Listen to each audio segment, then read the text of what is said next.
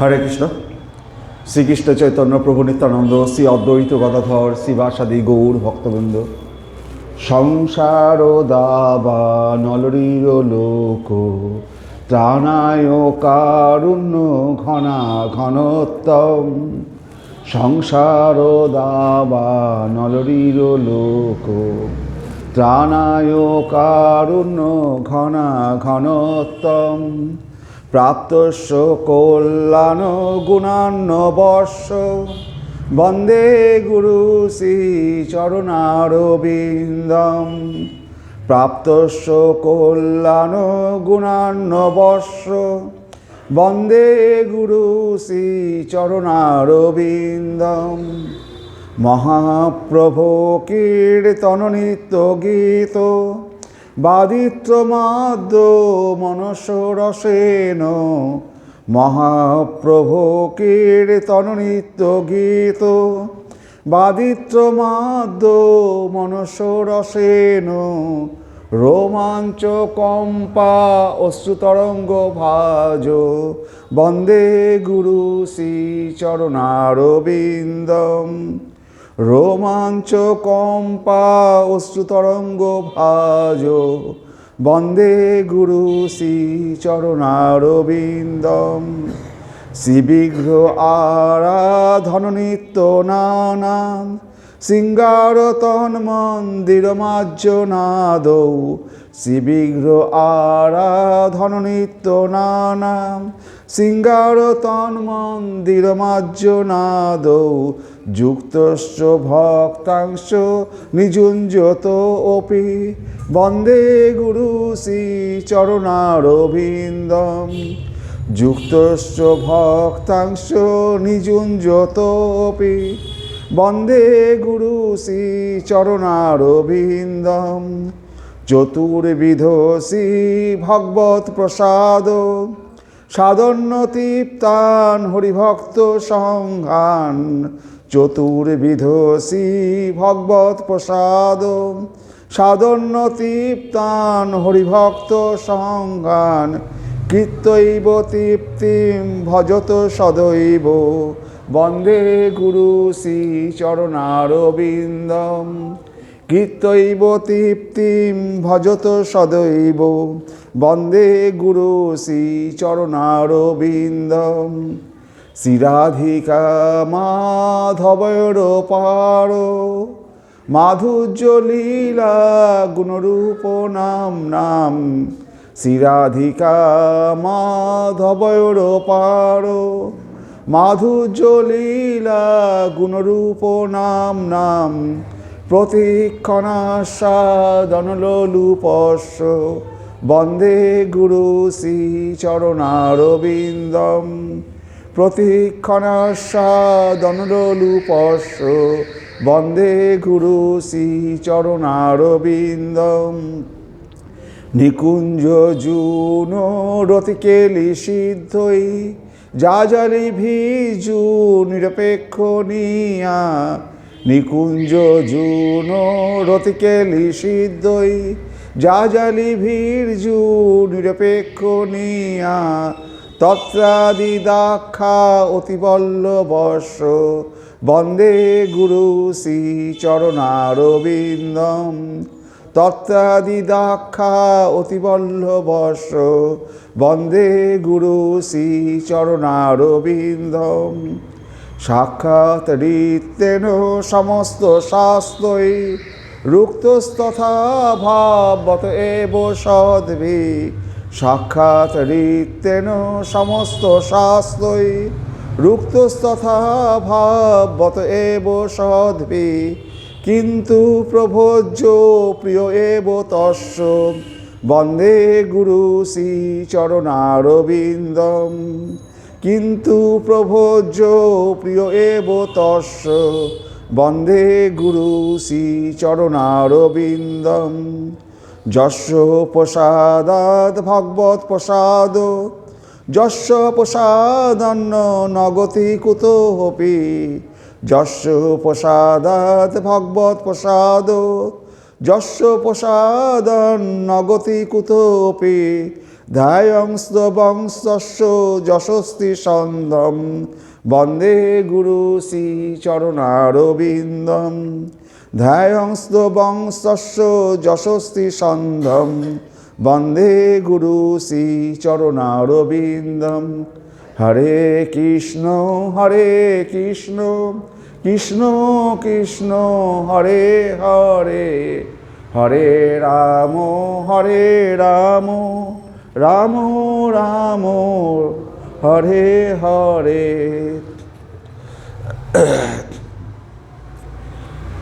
হরে কৃষ্ণ। সৃষ্টির মধ্যে মাধুর্য কারণ্যরূপে নিজেকে প্রকট করিয়া বিস্তার করিতেছে। শ্রীকৃষ্ণের যে শক্তি দ্বারা ইহা সাধিত হয়েছে তাহাকে মায়া ও জীব শক্তি নাম দেওয়া হইয়াছে। সৃষ্টির মধ্যে মাধুর্য কারণ্যরূপ নিজেকে প্রকট করিয়া বিস্তার করিতেছে।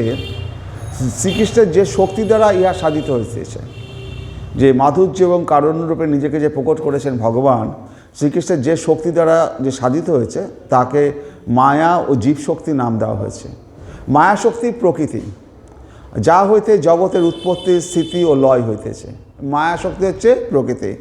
এই মায়া শক্তির অধীশ্বরকে মা দুর্গা দেবী, শিব ঠাকুর, এরা হচ্ছে মায়ার অধীশ্বর, যার দ্বারা এই প্রকৃতি উৎপত্তি স্থিতি ও লয় হইতেছে। মায়া শক্তি শ্রীকৃষ্ণের একটি শক্তি হইলেও তাহা নিত্য বহির্মুখ, অর্থাৎ জগতের সমস্ত নিত্য বহির্মুখ, অর্থাৎ জগতের সমস্তকে শ্রীকৃষ্ণ হইতে বিপরীত দিকে লইয়া যাইতেছে। মায়া শক্তি, আমরা মায়া শক্তির দ্বারা আক্রান্ত, আমরা ধন দৌলত ঐশ্বর্যের দিকে ধাবিত হচ্ছি। হরে কৃষ্ণ।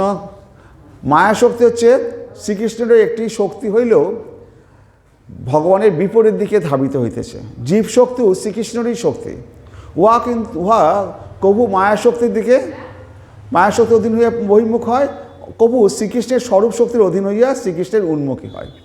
এই জীব শক্তি মানে আমরা জীব, এই জীবেরা কী করছি, নদীর মানে যে পাড়টা রয়েছে জলের সাথে সংযুক্ত, সেই পাড়টা কখনো জলের দিকে যাচ্ছে, কখনো ডাঙার দিকে চলে যাচ্ছে। আমরা জীব শক্তি ওই নদীর পাড়ে রয়েছি, কখনো ডাঙার দিকে যাচ্ছি মানে বহিরঙ্গা শক্তির দিকে চলে যাচ্ছি, কখনো জল ভগবানের দিকে অন্তরঙ্গার দিকে ধাবিত হচ্ছে। তো এই জীব শক্তির, আপনারা যারা মন্দিরে এসছেন তারা ভগবানের দিকে ধাবিত হয়েছেন, আর যারা বাইরে নানা রকম ক্রিয়াকর্ম করে বেড়াচ্ছে মন্দির ছাড়া, তারা হচ্ছে বহিরঙ্গা শক্তির দিকে তারা ধাবিত হচ্ছে, ভগবানের থেকে তারা দূরে চলে যাচ্ছে। তো জীব শক্তির এটা ভগবানের একটা নিজস্ব স্বাধীনতা দিয়েছে, সে ভগবানের দিকে যাবে না ভগবানের বহির্মুখী শক্তির দিকে ধাবিত হবে, ধন দৌলত ঐশ্বর্যের দিকে ভাবিত হবে না ভগবতমুখী হবে। এটা ভগবান প্রত্যেকটি জীবকে তার নিজস্ব স্বাধীনতা দিয়েছে। তো ইহা কবু মায়া শক্তির অধীন হইতেছে, এবং বহির্মুখ হচ্ছে কবু শ্রীকৃষ্ণের স্বরূপ শক্তির অধীন হইয়া শ্রীকৃষ্ণের উন্মুখী হচ্ছে। মনুষ্য জাতি এই জীব শক্তিরই প্রকাশ। মানুষের এই স্বাধীনতায় তাহার বিশেষত্ব।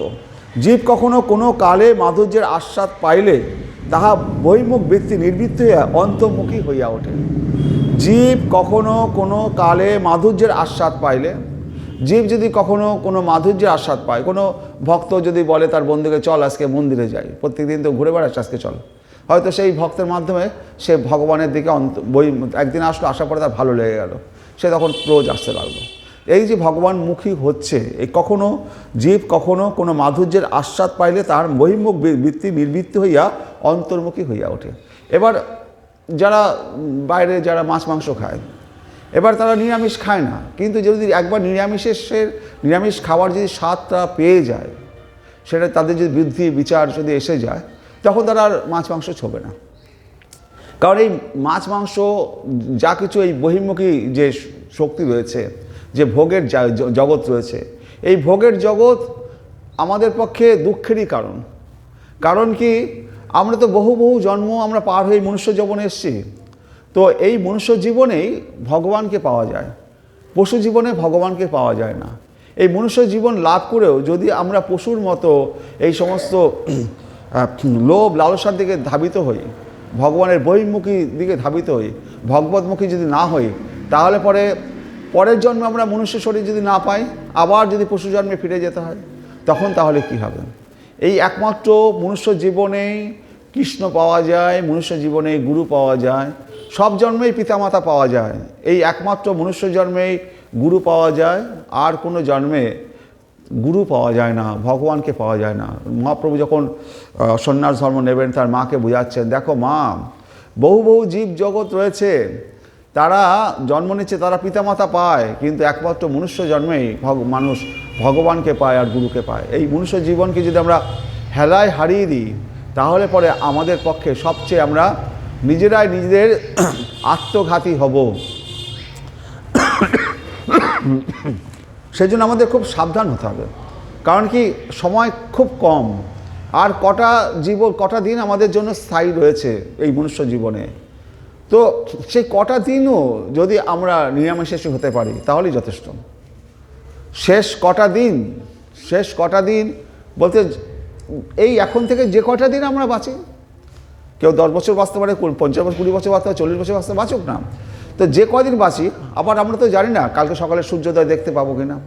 তো আজ থেকে যদি আমরা এটা চেষ্টা করি যে আমরা এই বহির্মুখী যে লোভ লালসার দিকে ধাবিত হব না, ভগবানের ভোগ দিয়ে প্রসাদ খাওয়ার চেষ্টা করব, নিরামিষাশী হব, তাহলে পরে আমরা আমাদের জীবনকে উদ্ধার করতে পারবো। হরে কৃষ্ণ।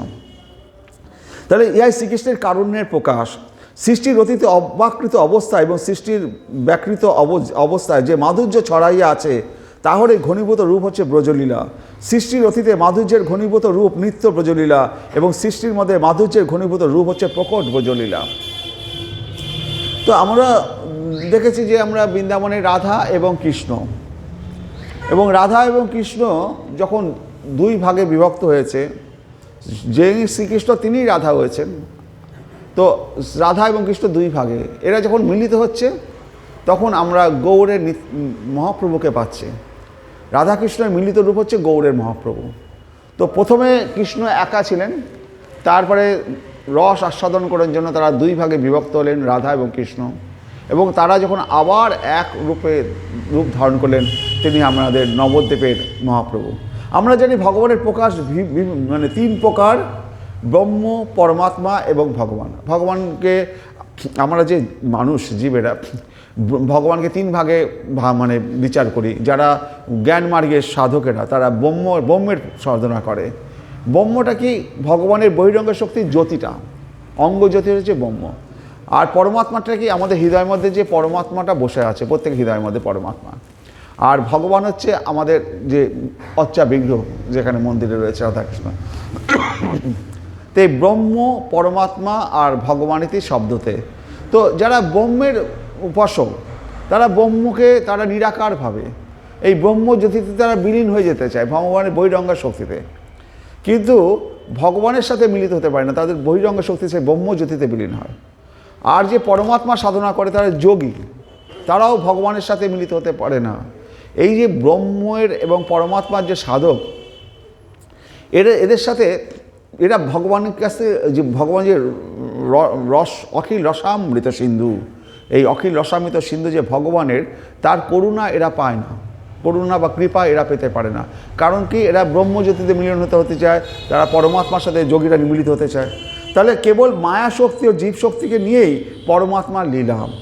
তো আমরা এই পরমাত্মা প্রত্যেকের হৃদয়ের মধ্যে রয়েছে, কিন্তু পরমাত্মার সাথে আমরা সংযোগ স্থাপন করতে পারি না। যদি আমরা এই ভগবানের মূর্তিতে, ভগবানের বিগ্রহে, ভগবানের পটের সাথে সামনে রেখে যদি ভোগ নিবেদন করি, তাহলে পরে পরমাত্মার সাথে আমাদের আদান প্রদান হয়, আমরা প্রেম নিবেদন করতে পারি, ভগবানের করুণা পেতে পারি। কিন্তু এই যে ভিতরে যে প্রত্যেকের ভিতরে পরমাত্মা রয়েছে, এই পরমাত্মার সাথে আমরা প্রেম আদান প্রদান করতে পারি না, যে কারণে আমাদের অচ্চা বিগ্রহ বা এই সমস্ত বিগ্রহের সাধনা করতে হয়। পরমাত্মা প্রত্যেক জীবের হৃদয়ে সাক্ষীরূপে বিরাজমান। তাহলে এই পরমাত্মা তাহলে কী করছে? পরমাত্মা আমাদের প্রত্যেক হৃদয়ের মধ্যে রয়েছে, তাহলে সে কী করছে? আমরা যা কিছু কাজ করছি, কর্ম করছি, সে 14টা ক্যামেরা নিয়ে বসে আছে, সব ক্যামেরা সে রেকর্ড করে যাচ্ছে আমরা কি করছি না করছি। আমাদের যদি কর্মফল অনুযায়ী সে তার ফল প্রদান করবে। সে হচ্ছে ক্যামেরা, সিসি ক্যামেরা নিয়ে বসে আছে। আমরা যা কিছু খাই না খাই, সে কিন্তু কিছু খাবে না, সে শুধু দেখে যাবে। একই ডালে 2টো পাখি বসে আছে, একটা পাখি সাধু ফল ভক্ষণ করছে আর একটা দর্শন করছে। পরমাত্মাটা খালি দর্শন করে যাচ্ছে আমরা কি করছি না করছি। আর আরেকটা জীবাত্মা আমরা যে সাধু ফল ভক্ষণ করছি, এই সাধু ফল ভক্ষণ করার ফলে কী হচ্ছে, তার কর্মফল উৎপন্ন হচ্ছে, সেই অনুযায়ী আমরা কর্মফলে জন্মমৃত্যুর চক্রে আবর্তিত হচ্ছে। তাহলে পরমাত্মা প্রত্যেক জীবের হৃদয়ে সাক্ষী রূপে বিরাজমান। তিনি কর্মের সাক্ষী রূপে এবং নিরপেক্ষ রূপে প্রত্যেক জীবের যথাযথ কর্মফল প্রদান করেন। তাহলে এই পরমাত্মা আমরা যেমন কর্ম করব সেই অনুযায়ী কর্মফল প্রদান করবে এই পরমাত্মা। তাহলে পরে আমাদের দুঃখ কষ্ট সব কিছুর জন্য কে দায়ী? আমরাই দায়ী। আমরা যেমন কর্ম করব তেমন ফল ভোগ করব। আমরা যে যদি এই জগতে যদি সুখ ঐশ্বর্য এই লোভের পেছনে ধাবিত হই, তার যে কর্মফল সেটা আমাদের ভোগ করতে হবে। তাহলে এই সুখের ঐশ্বর্যের কি আছে? এর কর্মফল কি? দুঃখ, আর কিছু নয়। সেই জন্য ভগবান মহাপ্রভু রঘুনাথ দাস গোস্বামীকে বলেছিলেন, ভালো না খাইবে ভালো না পড়িবে। তো আমাদের ভালো খাওয়া ভালো পড়ার দিন অনেক অনেক জন্ম পার হয়ে এসছে। এই জন্মে আমাদের ভালো খাওয়া ভালো পড়ার দিন নেই। আপনি একটা ফাঁসি কাঠের আসামি যে জেলের মধ্যে বসে আছে, তাকে বলল কাল সকালে তোমার ফাঁসি হবে, সে কি খেতে পারবে? রাত্রেবেলায় বিরিয়ানি দিন আর ভালো ভালো খাবার দিন, খাবার দিলেও সে বলবে আজ রাত্রে আমি আর কিছু খাবো না। তা আমরা সবাই ফাঁসি কাঠের আসামি। আমাদের সকলের সামনেই মৃত্যুর একেবারে ঝুলিয়ে দিয়েছে। আমাদের কি করে ওই ভালো মন্দ ওই সমস্ত ঐশ্বর্যের খাবার খাবো, ওই সমস্ত সুখ লোভ করব, আমরা যদি জানি কাল সকালবেলায় ফাঁসি কাঠে আমায় ঝুলতে হবে? তখন কি আমরা বলবো যে ওই খাটের উপর শুবো? আরে বাবা, একটা দিনই তো আছে, আর খাটে শুয়ে কি হবে? হ্যাঁ, একটু ভগবানকে ডাকি। এই বিচার বিবেক বুদ্ধি যখন আসবে, তখনই আমরা এই বহির্মুখ থেকে ভগবানের দিকে ধাবিত হব। যতক্ষণ ওই ছেলে বউয়ের লাথি ঝাঁটা না খাবে, ততক্ষণ আমাদের জ্ঞান আসবে না। তো ছেলে বউদের আমরা গালাগালি দিচ্ছি, কিন্তু ওরাই আমাদের আধ্যাত্মিক জগতে আসার অনেক সময় কারণ হয়ে দাঁড়ায়। ওরা নিজের বাবা মাকে বৃদ্ধাশ্রমে পাঠিয়ে দিচ্ছে, নিজের বাবা মাকে সারা জীবন ধরে মানুষ করলো যে ছেলেটা, সেই ছেলেটাই মাকে দেখছে না। তার জন্য ছেলেকে দোষ দিয়ে লাভ নেই, আমার নিজের কর্মফলকে দোষ দিতে হবে। আমার নিজের কর্মফল অনুযায়ী আমাকে, আমি যদি প্রথম থেকেই আমি ভগবানকে ডাকতাম এবং তার সাথে সাথে ছেলেকে পালন করতাম, তাহলে আমার দুঃখ হতো না। আমরা ভগবানকে এতদিন ডাকিনি বলে এখন ছেলের লাথি ঝাঁটাটা এখন আমাদের কাছে কষ্টকর হয়ে দাঁড়াচ্ছে। তো সেই কারণে সব কিছু ভগবানের দ্বারা নিয়ন্ত্রিত হচ্ছে। যা কিছু হচ্ছে আমারই কর্মফলের উৎপত্তি ফল হচ্ছে। তো সেটা পরমাত্মার সঙ্গে কোনো প্রেম প্রীতির বিনিময় হয় না। এই যে পরমাত্মা প্রত্যেকের হৃদয়ের মধ্যে রয়েছে, এর সাথে আমাদের প্রেম প্রীতির বিনিময় হবে না। এই অচ্চা বিগ্রহ তার যদি ফটো থাকে, সেই ভগবানের সাথে আমাদের প্রেম প্রীতির বিনিময় হবে। প্রেম প্রীতির বিনিময় কেবল স্বরূপ শক্তির ক্রিয়া। যেহেতু পরমাত্মায় স্বরূপ শক্তি নেই, সেই কারণে পরমাত্মার সঙ্গে কোনো প্রেম প্রীতির বিনিময় হয় না। প্রত্যেকের হৃদয়ের মধ্যে পরমাত্মা রয়েছে, তো পরমাত্মার সাথে আমাদের প্রেম প্রীতির বিনিময় হচ্ছে না, কারণ পরমাত্মা স্বরূপ শক্তি নেই এখানে। সেই কারণে পরমাত্মার সঙ্গে কোনো প্রেম প্রীতির বিনিময় হয় না। ইহারা শুধু নিরপেক্ষভাবে কর্মফল প্রদান করেন। তাই ব্রহ্ম এবং পরমাত্মায় রস স্বরূপ নন, তাই তাদের কোনো রস নেই। ব্রহ্ম এবং পরমাত্মা হচ্ছে আনন্দ স্বরূপ, কিন্তু তারা রস স্বরূপ নয়, তাই তাদের সঙ্গে জীবের কোনো প্রেমময় প্রীতিময় সম্বন্ধ নেই। কিন্তু স্বয়ং ভগবান ব্রজেন্দ্র নন্দন কৃষ্ণ, যিনি ব্রজভূমিতে নিত্য কিশোর, তাতেই একমাত্র স্বরূপ শক্তির ক্রিয়া রয়েছে। শ্রীকৃষ্ণের সঙ্গে ব্রজবাসীদের প্রেম বা প্রীতির বিনিময় হচ্ছে স্বরূপ শক্তির ক্রিয়া বা কার্য। এই ব্রজপ্রেমী হচ্ছে প্রেম পরাকাষ্ঠা। তাহলে আমাদের আরাধ্য ভগবানকে ব্রজেশত নয়, এই ব্রজেন্দ্র নন্দন শ্রীকৃষ্ণই হচ্ছে আমাদের আরাধ্য ভগবান। যে কারণে আমাদের এই রাধাকৃষ্ণের মূর্তিটা আমাদের মন্দিরে রয়েছে।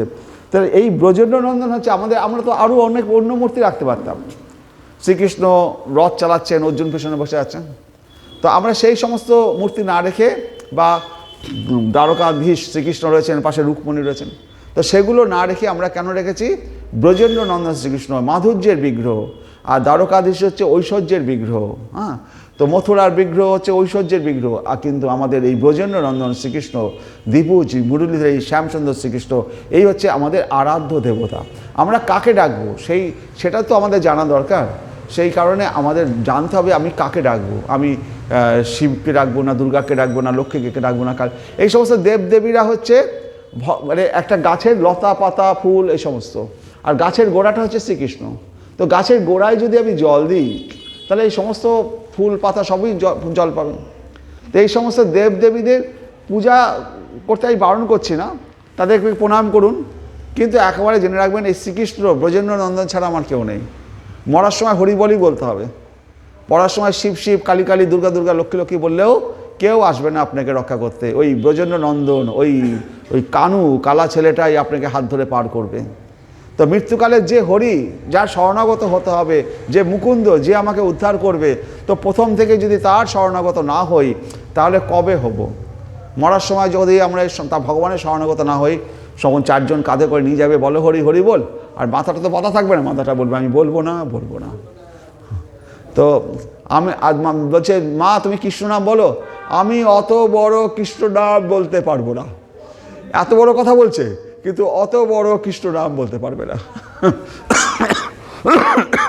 মা মেয়ে ছেলেরা শেখাচ্ছে, মা এবার একটু কৃষ্ণ নাম বলো। আমি অত বড় নাম বলতে পারবো না। তাও কৃষ্ণ শব্দটা আসবে না, আমি অত বড় নাম বলতে পারবো না।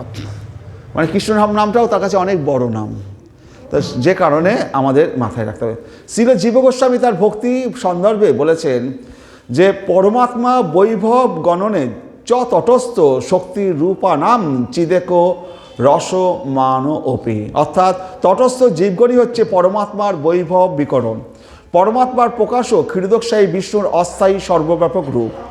চিন্ময় জগতে পরমাত্মা রূপের অভিব্যক্তি নিত্য শাশ্বত নয়। সুতরাং যথার্থ পরম তত্ত্ব হচ্ছেন পরম পুরুষোত্তম ভগবান শ্রীকৃষ্ণ। তিনি পূর্ণ শক্তিমান পুরুষ এবং তিনি বিভিন্ন অন্তরঙ্গা বহিরঙ্গা শক্তির সমন্বিত। এই জড়জগৎটি ভগবানের বহিরঙ্গা মায়া শক্তির প্রকাশ। তটস্থ শক্তির পরিণাম বা প্রকাশই হচ্ছে জীবজগৎ। তাহলে তটস্থ শক্তির পরিণাম বা প্রকাশই জীবজগৎ। এই তটস্থ শক্তি বলতে আমরা তটস্থ, নদীর তীরে রয়েছি, তটস্থ, নদীর এপারেও আসতে পারি, আবার নদীর জলের দিকেও যেতে পারি, ভগবানের দিকে উন্মুখ হতে পারি, অথবা ভূমির দিকেও যেতে পারি, আমরা তটস্থ জীব। তাহলে ভগবানের বহিরঙ্গা মায়া শক্তির পরিণাম যেমন এই জড়জগৎ, তেমনি ভগবানের অন্তঃশক্তির পরিণামই হচ্ছে চিৎ জগৎ, ভগবত ধাম। ভক্তি কখনোই তটস্থা জীবশক্তির স্বাভাবিক বৃত্তি নয়, কিংবা বহিরঙ্গা মায়া শক্তিরও স্বাভাবিক বৃত্তি নয়। এই কারণে ভক্তি ভগবান এবং ভক্ত এই জড়জগতে দুর্লভ। এই যে ভক্তি কাকে বলে? ভক্তি হচ্ছে ভগবানের প্রতি প্রেম ভালোবাসা। সেটা কি করে বোঝা যাবে? যখন আপনি ভগবানের জন্য কোনো কিছু রান্না করবেন, ভগবানের সেবার কার্য কিছু করবেন, সেইটি হচ্ছে ভক্তি। আমাদের এই চক্ষু, কর্ণ, নাসিকা, জিহ্বা, ত্বক, এর দ্বারা ভগবানের পুস্তক যখন পড়ব, ভগবানের যখন হাতটা ভগবানের জন্য রান্না করব, এই শরীরটা পা দুটো যখন ভগবানের ধামের দিকে যাবে, এই যে পঞ্চ জ্ঞানেন্দ্রিয় দিয়ে ভগবানের যখন সেবা করা হবে, সেটাই হচ্ছে ভক্তি। এই পঞ্চ জ্ঞানেন্দ্রিয় যদি ভগবানের সেবা কার্যে যুক্ত না হয় তাহলে পরে সেটা ভক্তি নয়। তো আমাদের যেন তেন পড়লে আমরা এই চোখ দিয়ে বাইরের সিনেমার জগৎ না দেখে ভগবানের দুটো পদযুগল দর্শন করার চেষ্টা করব। হরে কৃষ্ণ, হরে কৃষ্ণ। তো ভগবানের যেমন বর্ণনায় ভগবানের কানে দুটো মকরন্দ কুণ্ডল থাকে। মকর মানে কি? মকর মানে এক ধরনের মাছকে বলে মকর মাছ, মকর সংক্রান্তি বলে না? তো এই মকর হচ্ছে জলের মধ্যে থাকে না? তো মকরে যদি বাইরে থেকে অনেক সমুদ্রের জলে যদি আরও একটা নদী এসে যুক্ত আরও জল ঢালে, তাহলে মাছগুলোর কোনো অসুবিধা হয়? মাছগুলোর কোনো অসুবিধা না। ঠিক সেরকম তো এই যে জীবেরা যদি এই মকর স্বরূপ, তো এদের বহিরঙ্গা ভগবানের যদি একবার ভক্ত হয়ে যায়, বাইরের থেকে তাকে যতই জল ঢালুক তার কিছু বিকার হবে না। সে আপনা আপনি ভগবানের দিকে ধাবিত হবে, ভগবানের প্রতি ভালোবাসাতে হবে। হরে কৃষ্ণ। তো ভগবানের বহিরঙ্গা মায়া শক্তির পরিণাম যেমন এই জড়জগৎ, তেমনি ভগবানের অন্তরঙ্গা শক্তির পরিণাম হচ্ছে চিৎজগৎ, ভগবত ধাম। ভক্তি কখনই তটস্থা জীবশক্তির স্বাভাবিক বৃত্তি নয়, কিংবা বহিরঙ্গা মায়া শক্তিরও স্বাভাবিক বৃত্তি নয়। এই ভক্তি ভগবান, ভক্ত এবং এই জড়জগতে দুর্লভ। এই ভক্তিটা চিৎজগতে ভগবানের অনন্ত রূপ, অনন্ত লীলা এবং অনন্ত পার্শ্বদ বা পরিকর আছেন। তাই ভক্তি হচ্ছে ভগবানের অন্তরঙ্গা শক্তির বৃত্তি, যা কেবল চিৎজগতেই লভ্য। সেখানে পরমেশ্বর ভগবান রূপে শ্রীকৃষ্ণই প্রেমময় ব্যবহারে নিযুক্ত ভক্ত সঙ্গে থাকে। ভগবান এবং ভক্ত সর্বদা প্রেম বিনিময়ে নিমগ্ন। শ্রীকৃষ্ণ হচ্ছেন অখিল রসামৃত মূর্তি, অর্থাৎ শ্রীকৃষ্ণই সর্বরসময় মূর্তি বিগ্রহ। চিৎজগতেই ভক্তি লভ্য এবং শ্রীকৃষ্ণ পরিকর মধ্যেই তা লভ্য। মনে রাখতে হবে, এই মায়িক ব্রহ্মাণ্ড কখনোই ভক্তির স্থান নয়। এই মায়িক ব্রহ্মাণ্ড ভক্তির স্থান নয়, কিন্তু ভক্ত যখন ভগবানের নাম রূপ গুণ লীলা কীর্তন যখন করবে, তখন আমরা এই মায়ের জগতে থাকলেও আমরা তখন মায়ের জগতে থাকি না, তখন আমরা ভগবানের সাথে যুক্ত হয়ে যাই। তখন এই মায়ের জগতেই তখন ভক্তির জগতে তৈরি হয়। এই মন্দিরে মায়া প্রবেশ করতে পারে না। যেখানে কৃষ্ণ বর্তমান, এখানে কি লেখা আছে, বলছে যে কৃষ্ণ বিষ্ণু সূর্য সম আর মায়া অন্ধকার রূপ। যেখানে বিষ্ণুর প্রভাব বেশি, যেখানে কৃষ্ণের প্রভাব বেশি, সেখানে মায়ার প্রবেশ করিবার অধিকার নাই। যেখানে শ্রীকৃষ্ণের এই অচ্চা বিগ্রহ থাকবে, সেখানে মায়া প্রবেশ করতে পারবে না। তাহলে আমরা যে মন্দিরে আছি, এই মন্দির এই জগতে নয়, এটা হচ্ছে একেবারে চিৎজগতের ধাম। তো মন্দিরে যা মাত্র প্রবেশ করলেন, আপনার মায়ার জগৎ থেকে তখন আপনি দূরে চলে আসলেন, কারণ ভগবান যেখানে আছে সেখানে মায়া প্রবেশ করতে পারে না। তো আমরা তাহলে কোথায় থাকবো? ভগবানের কাছে থাকবো, যাতে মায়া প্রবেশ করতে পারে না, সেই জগতে থাকবো। তো সেইটাই আমাদের মাথায় রাখতে হবে, যে সকাল বিকাল যখন পারবো, সময় পাবো, মন্দিরে এসে বসে থাকার, ভগবানের কাছে থাকার। কারণ ভগবানের কাছে থাকলে এই মায়ার জগৎ দুঃখময়, মায়ার জগৎ হচ্ছে দুঃখময়, এই জগৎ আমাকে তাড়িত করতে পারবে না। যেখানে ঐকান্তিক ভক্তি আছে, সেখানে ভগবান সম্বন্ধে পূর্ণ জ্ঞানও বিদ্যমান। যেখানে ভক্তি থাকবে, সেখানে জ্ঞানও বিদ্যমান থাকবে। আর যেখানে তত্ত্বজ্ঞানের অভাব অথবা ভগবান সম্বন্ধে আচ্ছন্ন জ্ঞান থাকে, সেখানে শুদ্ধ ভক্তি কি করে লাভ হবে? ভগবানের উপলব্ধি করেই ভক্ত ভগবানে ভক্তির একাগ্রতা লাভ করে। তা আপনারা যে কথাগুলো শুনছেন, এই কথাগুলোর দ্বারা কি হবে?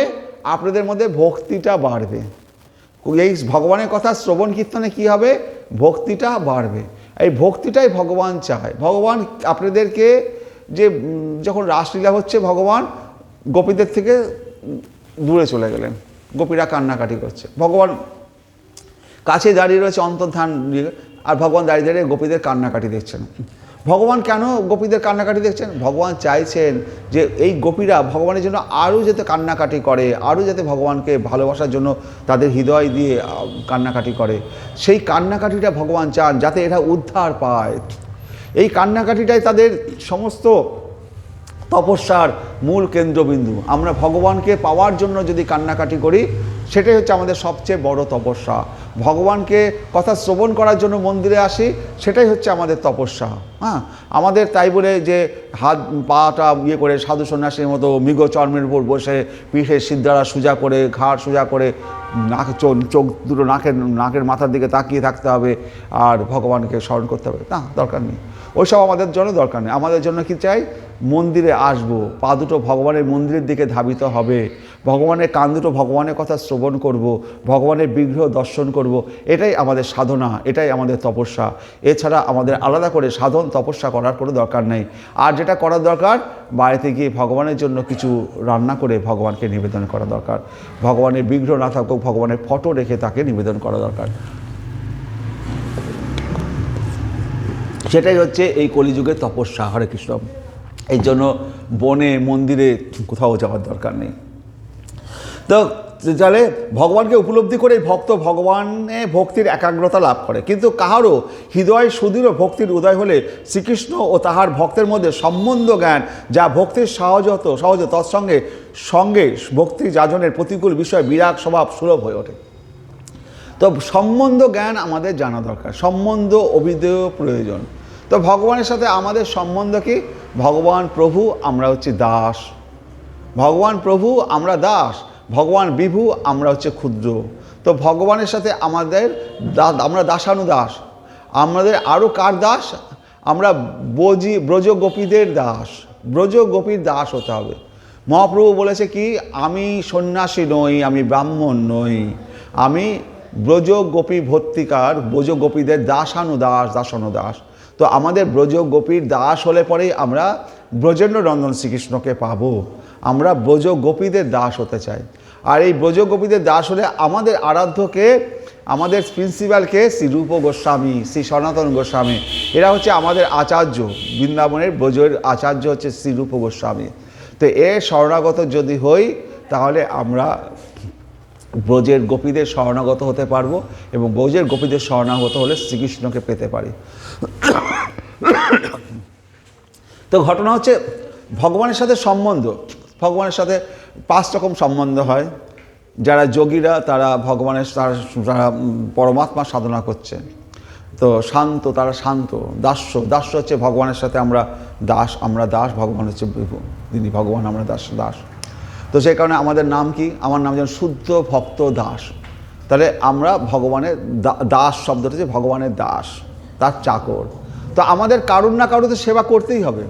তো কার সেবা করব, কার দাস হব? ভগবানের দাস হব। ভগবানকে সমগ্র ব্রহ্মাণ্ডপতি যিনি ভগবান, না হলে কার দাস হবেন? মায়ার দাস হবেন। মায়ার জগতে ধন দৌলত ঐশ্বর্য, তার দাস হবেন। কোনোদিন মায়া আপনাকে গাড়ি বাড়ি দেবে, কোনোদিন সব ছিনিয়ে নেবে, কোনোদিন ধন দৌলত দেবে, কোনোদিন রাস্তায় অ্যাক্সিডেন্ট করে মেরে ফেলবে। তো মায়ার দাস হবো না ভগবানের দাস হবো?